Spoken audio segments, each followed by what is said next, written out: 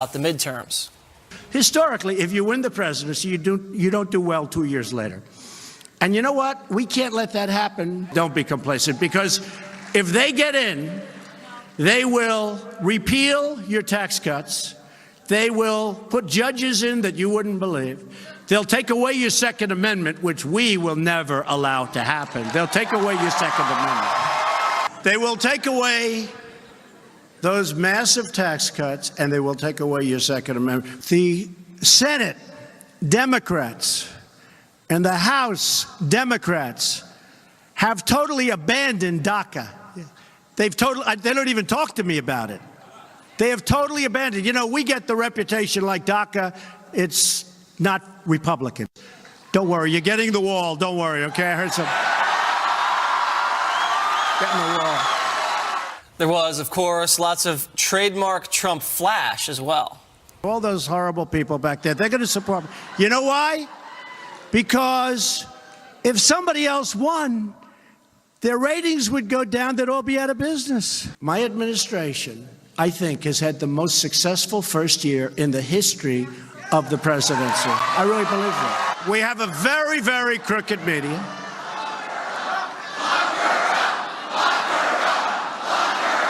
When I was here 2011, I made a speech. It was a love fest. 2011, I believe, the time was. And a lot of people remembered, and they said, we won Trump, we won Trump. By the way, what a nice picture that is. Look at that. I'd love to watch that guy speak. Oh, boy. Let's see.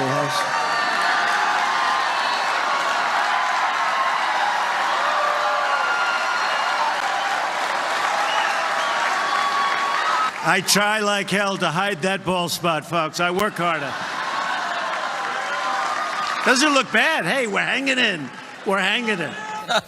We're hanging in. I thought, Greg, that was the best moment. It's so self-deprecating for someone that's pretty, I wouldn't say vain, but is very involved with his hair. He loves his hair, and to make that point, I thought was pretty funny. Yes, I mean, I don't know if this is recent, but he's really good at taking the slings and the arrows and turning them into armor.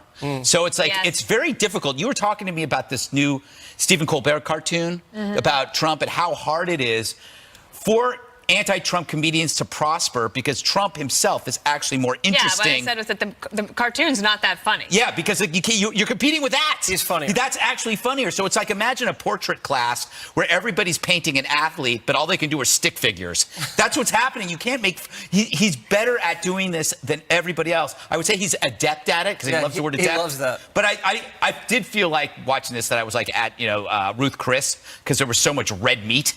But that's the audience that wants it. When you're going to CPAC, you give the red meat. But the only difference is he's interesting and he's funny. I mean, the Democrats could use some of that.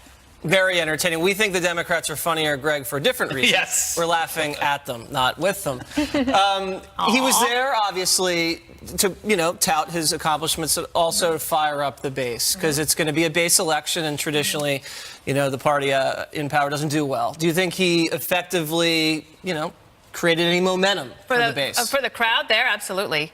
But in the larger context? Well, yeah, he has the three big things that the accomplishments he's going to point to are tax reform and the economy. Yep. The judges. Yep. For this crowd in particular, and then I think he would say Second Amendment protections. That's not really a proactive thing that he did. But they love that. Those are the three things that he kept repeating.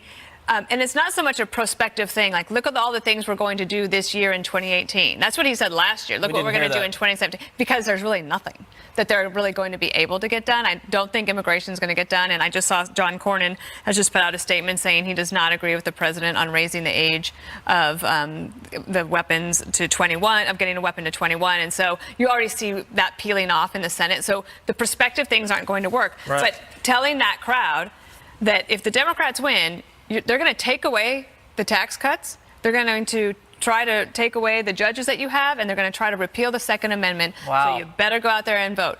The only thing about this speech, and I've said this a lot, is that I feel like he could drive a news cycle better if he chose one thing to drive news on at the top of the speech, let the networks and all the reporters cover that piece, and then move on to do the rest of the speech because everything gets lost. It was like being at Ruth Chris with like 5-course meal, and I couldn't eat it all. So, and the big news, I think, what you would say was the North Korea sanctions that he left to the very end. I almost think he might have even forgotten he was going to break the North Korea sanction news because there was so much other stuff. And he also spoke to reporters before he even got to the event. And I see what you mean about diluting the message. Juan, what was the most offensive part of the speech? 7 years to go. You know, for an old man, you're risking a heart attack, President. You're going to make it? 7 years. Oh, my God. That's what he said. 7 years to go. The CPAC audience went wild. Yeah. So this was a rally. That's what I thought it was going to be, and I think his staff thought it was going to be something about increasing sanctions on North Korea. As you say, he's kind of got to it at the very end, but as an afterthought.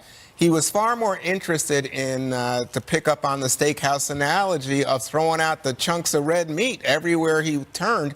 I was surprised that he was throwing out chunks, though, that had to do with things like Democrats abandoned DACA. I'm the one who cared. Wow. Wait a minute. He's the one who ended DACA and set this March deadline. Now he finds himself in a situation, the deadline's approaching, and he's got nothing, and the Democrats are willing to take a risk. I hope they're having a little more spine than they did last time when Schumer backed out on that budget deal. And then this business about lock her up. Jesse, it just seems to me like, you know, what would you say, Greg? That's a 1970s hit? You know, I mean, we've been through that, and he's still. It's his Freebird. Yes. Oldie but a goodie. Oh, that was the worst part when he read the lyrics of the classic song. rock. Oh, no, that was Snake. That was the best part. Yeah, but I mean, it's like he's going back. He needs a Hillary. He needs an Obama because he's not. He just needs somebody to be. Well, but it's just tired. Right, but Kimberly, I think every politician has a boogeyman out there, whether it's at home or abroad, that they use to score points against, and Hillary continues to be out there in the conversation, so why not take a shot? She lost. She's the boogie. Say that again, Juan? Yeah, she lost. Well, she lost the electoral college. She loses I don't every think she day, though. thinks she lost. It's like Groundhog Day for her. Every day she gets up and she's reminded she lost. You like Pelosi. Oh, that That'll one be too. last. Yeah, so Hillary's like the boogie person. But, you excuse can't me. say You're boogie right. man. I stand corrected. Right? So the boogie person. Yes. And but the crowd loves it. They love it. They're like, oh, okay, lock her up. They go crazy. You know, he does his hair stuff. He like the snake poems. That's the next. You know, so this is like classic quintessential President Trump. This is how he speaks. Every time he gets up in front of somebody, it's a rally opportunity. Yep. You know, so and he obviously did very well with the crowd there. They loved him, and he loves them back. So, And he said that at the end. He said, "I love you guys." Have you've been to CPAC, right? Yeah, I did. I spoke Have you there ever like spoken? 5 years. Yeah. There's one thing too that we didn't have. I don't think we had in the montage where he was explaining what happens after you win an election. Yeah. And how like you just won it, and then like a year later you got it. It's really hard. I don't remember any president ever saying that. Oh my God. That was human psychology. No, that's human psychology 101. He was explaining why you lose in 2 years in a way that people at home understand. It's like, it's so much work. You already won. And I'm going like, that's the best. It's so persuasive, I think. You're looking at me like I'm from outer space. This is evidence of how little he knows politics or how little preparation he had for the job. He's never been a senator. He's never been a governor. Never been a congressman. Yeah, that's why we never been a elected him. mayor. And then he comes out and he says, oh, this is really hard. Who knew healthcare could be so complicated? At least to me, this is subject of ridicule. At least that's honest. I liked it when he said, that we're working on policies that are good for our enemies. Well, he didn't say enemies, but our opponents, and they might not even realize that these policies are good for them, but we're doing them anyway. I thought that was kind of effective. Yeah, it was effective. He had a few nice things he said about keeping his promise, Kimberly. He bragged, obviously, about he's like, the only politician that's actually kept more promises than he made during the campaign. But when you look back, besides the wall, a lot of the stuff he has delivered on, and the audience really enjoyed that. They did, and because I think they feel like he's kind of a man of the people, even though he's a New York billionaire. He's relatable because his language, his rhetoric isn't like flowery. It's very like down to earth. Yep. It's like relatable to the average man and woman. Everyone, there's something for everybody there. We're like, you know what? This is my guy. He's not trying to talk above me. He's not trying to talk around me. He's making me feel like I'm here for you. We've got things in common. I'm getting it done. And so that's like a reassuring feeling. It's not like the typical politician where you go, I can't relate to that person at all. Can I play Skunk at the Garden Party for just a second? Don't you Play. always? Be yourself. I don't know. I can smell it from here. But I think he promised to do away with Obamacare. Well, the mandate's gone. Oh yeah, I think he The said. mandate is long gone, Please Juan. get out. Obamacare is so real that Scott Walker in Wisconsin is now even thinking about backing It's out. a real Then mess. Then he says, "Oh, I think we should have infrastructure. Oh, I don't see any infrastructure spending. None. Oh, no. the Democrats could come to the table, how Juan, about you might I actually promise- get some How about I infrastructure deals. promise to cut the deficit? The minute I get in there, we're going to cut. Well, at least you wiped ISIS off the map. Yeah, no, but, How about that promise? here's what's interesting is that it's amazing to see Democrats caring about a deficit, and Trump did that to him. But the thing about what Kimberly says and what Dana says and what Juan says is the presentation is an old school populist. Gets up there and he's telling you this is what we're going to do. But when you pull back, the reason why none of us all go, like, we have disagreements, all of us do, is because almost everything he does is common sense centrism. If you look at his immigration stance, he talks about enforced border, but he's also talking about 1.7 million people. He talks about guns. He's talking about practical, proactive solutions that some that might even NRA might not like. Tax reform. It didn't help. If people think that really helped the rich, they're wrong. Can I add one other thing Sure. that he did today? It wasn't in the CPAC speech, but in his press conference with Martin Turnbull. He talked briefly, but it was an interesting insight into that he is getting the briefings and he understands what's happening in Syria. And he said it was disgraceful. 250 innocent people that we know of were killed, targeted by Russians and Syrians. Yep. And we have a huge mess on our hands there. The one thing that I think is a little bit difficult to understand is, okay, so he says that, but also in the same speech or in the press conference, he says, we have degraded ISIS, we've taken away their territory, and we're out of there. Yep. And that is not sustainable. Both of those things cannot be true. So I think going forward in a second year of a presidency, your foreign policy pieces get really important and a little bit more difficult to deal with. You know, one thing Absolutely on that, right.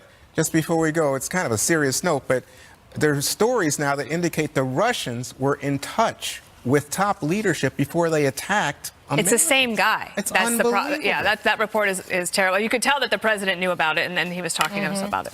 All right. He was there to protect Stoneman Douglas High School, but he didn't take action. The president has some words for the armed officer who dodged his duty that day. Up next.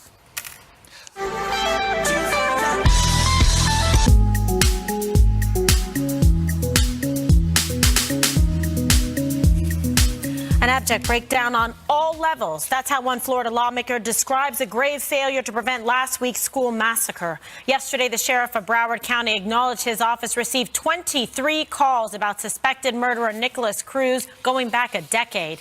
The FBI, of course, failed to properly investigate 2 tips it received. And on top of it all, we've just learned the armed deputy sheriff at the school that day did not enter the building to engage the shooter. Instead, he stood outside as students and staff members were gunned down inside. Scott Peterson was suspended without pay and placed under investigation and then chose to resign. Here's Sheriff Israel. Scott Peterson, was he there when the shooter was still inside the building? Yes, he was. And so what should he have done? Went in, addressed the killer, killed the killer. How much time went by that he did not go in, that he could have gone in? Minutes. I think it was upwards. I think he remained outside for upwards of 4 minutes. What would you say to the families? Devastated, sick to my stomach. There are no words. President Trump also had words about that officer today. He's trained his whole life. There's an example.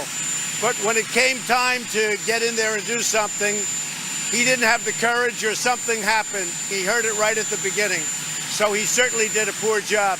But that's a case where somebody was outside, they're trained, they didn't react properly under pressure, or they were cowards. It was a real shot to the police department. Okay, so the president addressing this, obviously everybody devastated. Can you imagine the family members and, of these poor students that were murdered to think, my God, you could have done something if you reacted. How many lives could you have saved? What could you have done? But instead you stood and tried to protect yourself instead of trying to save others, which is your duty. There's a couple of elements to this whole story that is just infuriating. And it makes me infuriated at Sheriff Israel because he said there are no words, but when he was up at that town hall, he had a lot of words for Dana Lash. There were 18 calls from people about this guy. There were nearly 40 home visits. There were 2 tips to the FBI. You find out that Scott Peterson actually had warnings passed on to him about this madman before this. The FBI tip was pretty incredible, said the guy was going to explode. And then you have Sheriff Israel deflect or trying to get the audience at that town hall to focus on Dana Lash. And the idea, and like, if this wouldn't happen if it wasn't for, guns, guns, guns. Meanwhile, if he's aware of all of this stuff. What about him? Yeah. Oh my God. I mean, this guy, he's got to go. I mean,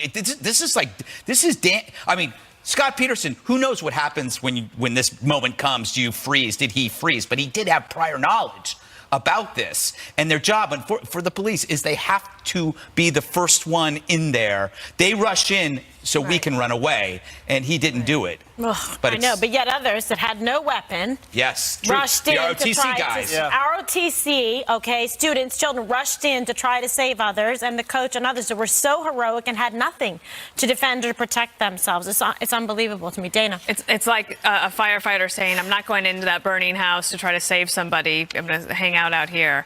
The thing also that bothers me about that sheriff is that I didn't say anything on the day publicly, but he was so infuriating about and off-putting, thanking all of the first responders, and he went through all of them. And you did such a good job, and you did such a good job. And every single press conference for 3 days was about how great everybody else had done. In the meantime, whether they didn't know about this until recently or they were trying to cover it up, it is so devastating for the families. Just that point, I think it was Jake Tapper tweeted some information that they deliberately ignored the people that actually got there first. It was another county of officers. Allegedly, there was another police department that had gotten there first and had done a lot in terms of first responding. And the Sheriff Israel kind of ignored that. He's a very political guy. He seems to be a real operator, where you don't want that. You want more law enforcement. I've seen pictures of him smiling with Hillary, smiling with Bernie Sanders. I'm not accusing him of anything, but that's not what out of the sheriff, I just want a straight shooter. And I have a few words for him. He said, I have no words. How about I'm sorry? How about we failed? I would have liked to hear a little accepting responsibility. It was his deputy that didn't do his job. All right, well, he should go. He should go. And you know what they did? Instead, when they found out that this guy was, derelict, they just suspended him. They didn't even really fire him. You probably can't even fire someone. And now the guy retires with full benefits. But the fact that state, local, and federal agencies all failed, yet all of a sudden they want to blame the NRA, makes no sense to me here. Okay, Juan? I thought he was trying to blame the FBI. Well, the FBI should accept some blame, too, and they have more than the sheriff. Well, let me just say, it's so easy to blame someone else, but you think about it, Jesse, almost 1 million calls. 1 million calls, and they've got to pick, the needle out of that haystack. That can be difficult, especially when you're dealing with laws. Now, in Florida, today, a lot of discussion about the so-called Baker Act, which allows you to involuntarily take somebody and commit them because you see them as a danger to themselves or a danger to others. Well, apparently, psychiatric officials had contact with this young man, but couldn't pass that threshold. And that threshold can be pretty tough. And I would think that conservatives would say, yeah, we don't want people just somehow bad-mouthing us or saying stuff about us and taking away either our guns or our liberty. I would think those people that evaluated him are probably feeling pretty bad about that right now. I don't know. I think, though, that on the guns part, I think back to Columbine, I think to Aurora, I think to what the president's saying today in light of what happened with the guard here in Parkland. In every case, there was an armed guard. It didn't stop anything. That's not in Aurora. Aurora was a gun-free zone, but I think it's going to be hard politically for liberals to watch if Donald Trump outflanks them on this issue and actually comes up with the practical solutions that they claimed that they wanted but haven't put through. Well, some bad news for Kim Jong-un today. Breaking North Korea developments next. Stay with us.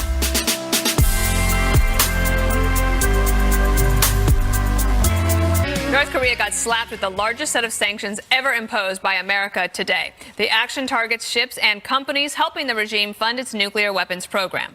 If the sanctions don't work, we'll have to go phase 2. And phase 2 may be a very rough thing, may be very, very unfortunate for the world.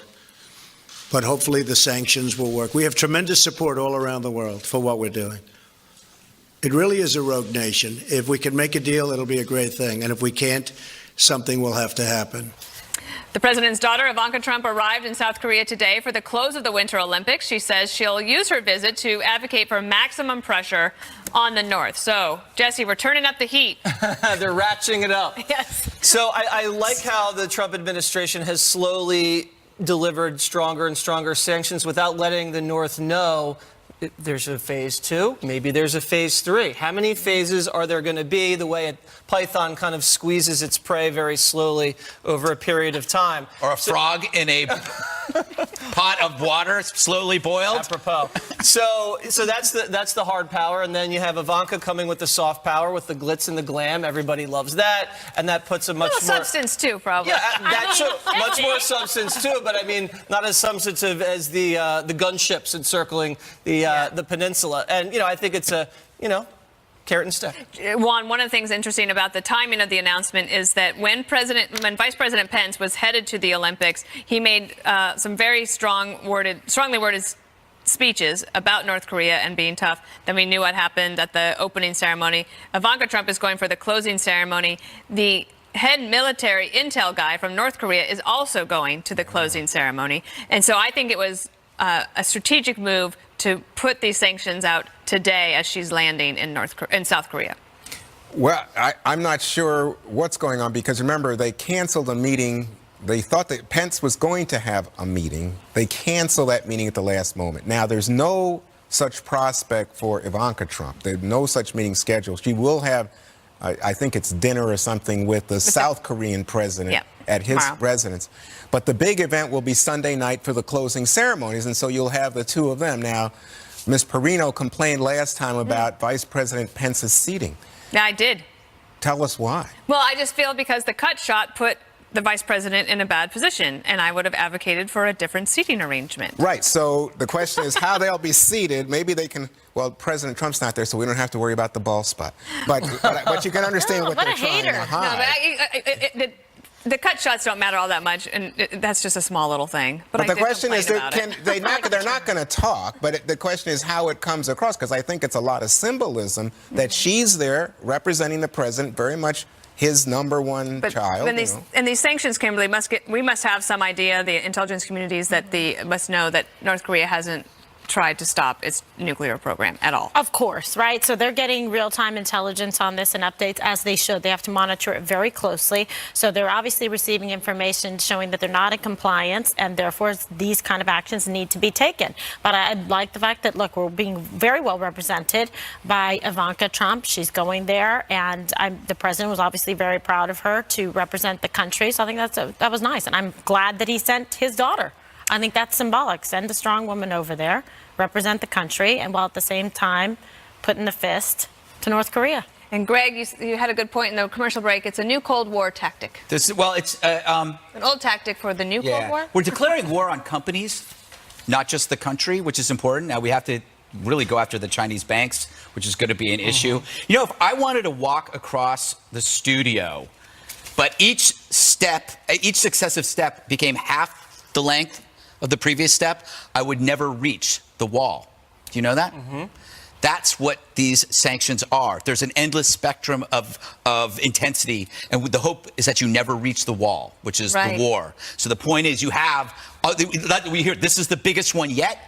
Each one will always be the biggest one yet. I liked my Python analogy a lot better. I was mad you took the Python one because I had that. I was thinking that's what the snake poem was about. The snake poem. Anyway, I'm certain if we do go to war with North Korea, we will win, because have you seen how they march?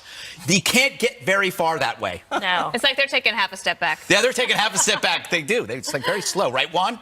Well, if y'all like live the in Running South, Man. and if I'm living in South Korea or Japan, I'm thinking, yeah, you might not get hurt, but what about us? I know. I was just trying to make a serious topic a little lighter. Yeah, Oh, perhaps I failed, America. Well, we're going to keep going on some serious topics. California is in President Trump's crosshairs again. You're going to find out why next. Trying to get it while we can. All we names and a tattoo. Or just a number on. Failing to help the feds curb illegal immigration. And now he has a new warning for the state. Frankly, it's a disgrace. The sanctuary city situation, the protection of these horrible criminals, you know, because you're working on it. And the protection of these horrible criminals in California and other places, but in California, that if we ever pulled our ice out, if we ever said, hey, let California alone, let them figure it out for themselves, in 2 months they'd be begging for us to come back. They would be begging. And you know what? I'm thinking about doing it.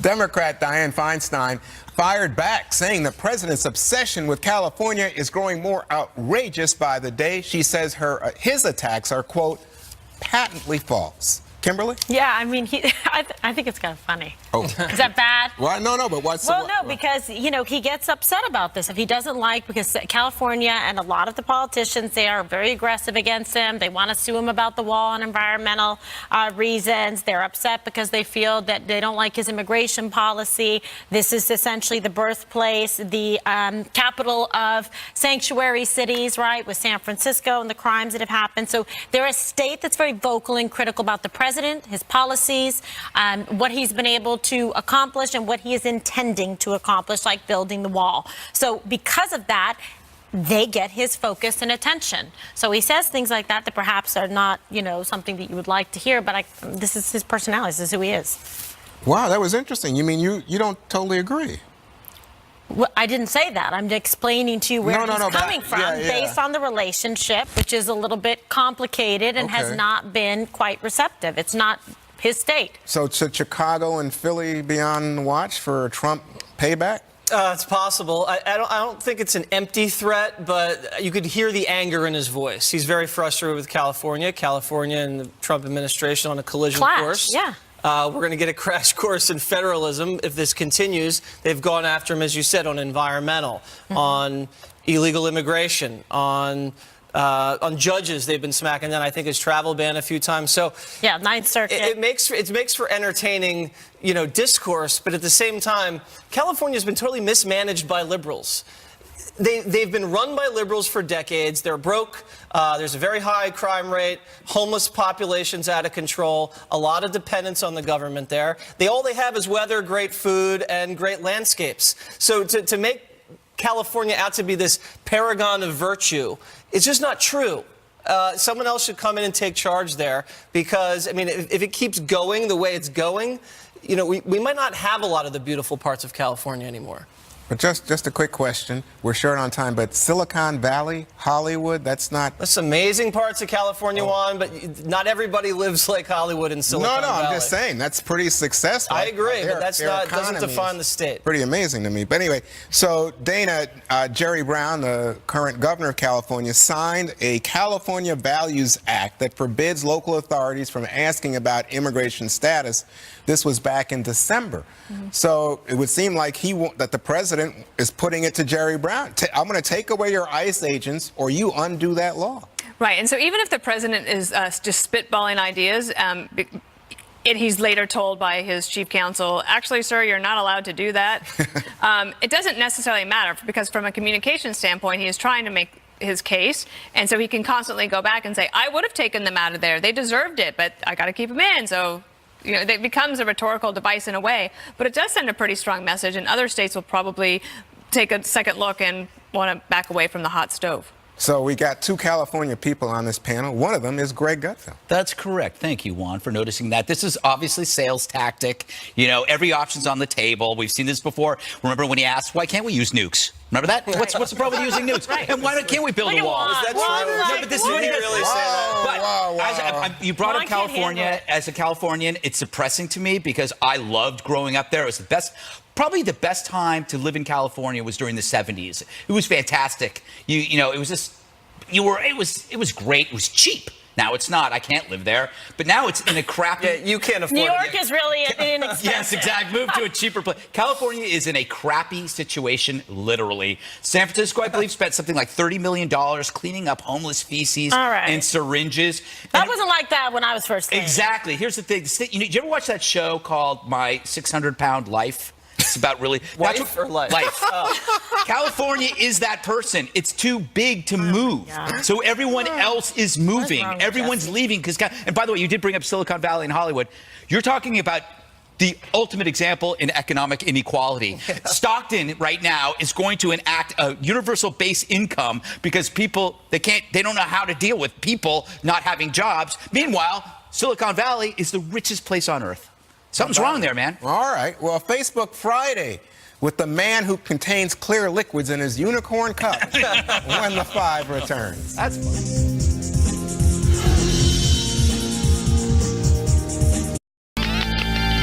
Appley sweet, Apple Jacks, cinnamon crunchy, fun to eat, an apple cadabra breakfast treat. Appley Sweet Kellogg's Apple Jacks. Yes. Love those. Those are fantastic.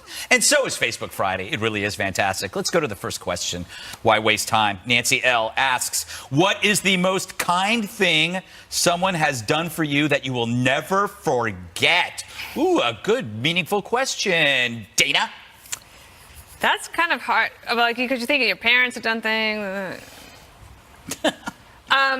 Okay, I think that when President Bush surprised me with a portrait of Jasper as a puppy, it became my most favorite possession. There you go. The only thing I don't really care. I'm not very sentimental about many things, but that thing I really care about. That's a good thing, Jesse. I can't really say it on TV, so I'm going to say something else. I got into a little bit of a car situation when I was in high school, and my dad swooped in and then told the cops that he was driving. Oh, so that was, I could have been in a lot of trouble. I could have been in a lot of trouble. You just got your dad in trouble right now. There's no statute of limitations in New York. It wasn't in New York. Okay. All right, I'm going to do a search. One. I think the one thing that stands out in my mind is I once had an editor who used to just ride me. Come on, keep it clean. Hey, believe me, this was just, when I say ride, I mean like, you can do better, come on. And then one day he said, you could be an astronaut. What are you doing? And I remember thinking, that's a wake-up call. Yeah. Just take advantage. Tough bosses are good. I've always said that, Kimberly. Well, you usually are spaced out one. Yes, indeed. Kimberly. So I don't know. I mean, I'm trying to think of something really, really, really, really good. But I don't know that I have something really, really good. But like thoughtful acts in general? Yeah, somebody who was very kind to you that you'll never forget. Like a short talk show host who might have lent you some food when you were hungry. So Dana,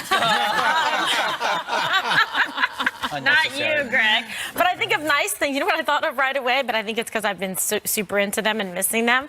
Like when Dana would give me little presents, like my chocolate. Oh, the Edward Mark chocolate. Yes, the salted caramels, and just for no reason. And then he gave me the the little things. All right, the kindest thing was when Kimberly told me company. yesterday that the producers are scared of me. So then I go upstairs and I ask my staff for the GG show, have you ever heard anybody say anything like that? And then my producer said, well, one of the producers from The Five described you as very difficult and used the D word. Whoa. Diva. Diva. Yes. This is becoming the worst. No, this is interesting because I never... This is a whole side of this I'd never like me. Is this the kindest thing that someone's ever done? No, because now I'm like going, okay, am I difficult? Wait, you don't know you're difficult? Wait, you don't know that you Is this are? an act? Wait, No, so it I'm was the easiest person in the world. No, you're not. You're totally insane. You're also very quirky. You also have a lot of issues with your, gastrointestinal and hypochondriac. Wait, a diva is somebody who demands things. I just want to do things, right? There's a difference. Craig. Are you kidding right now? No, I swear to God. You don't know you're everybody difficult? busted out laughing. This was all going back to the fact that I had 2 1 more things, Okay, but I do them faster than you guys do your one. But you do it It's regularly. more than that. And they're afraid to stand up to you to go, hey, Well, you can't fault him on Basta. self-awareness. Can you? That's why Next everyone's question. like, oh my gosh. I'm never going to forget this. It was very helpful to know what people think about you. That's all I'm saying. So I Okay? was actually the thoughtful one for Yes. you by pointing Yes. out your. This is from Sandy M. Having never been to New York City, what is the one thing you would advise a first-time tourist to do? Oh, that's so tempting. All right, Kimberly. Here? Yeah. Yes. Okay, first time to. Well, I don't know. I think like going to Broadway in New York is like a very Boo. quintessential Anyway. Boo. I'm saying boo, but go ahead. I'm sorry. experience. Yeah. One? Walk. I mean, Walk. this is a great city for walking, and Oh, you like can the walk. park? Huh? The park. No, but I'm saying walk among the buildings, the towers. I mean, it's an incredible place.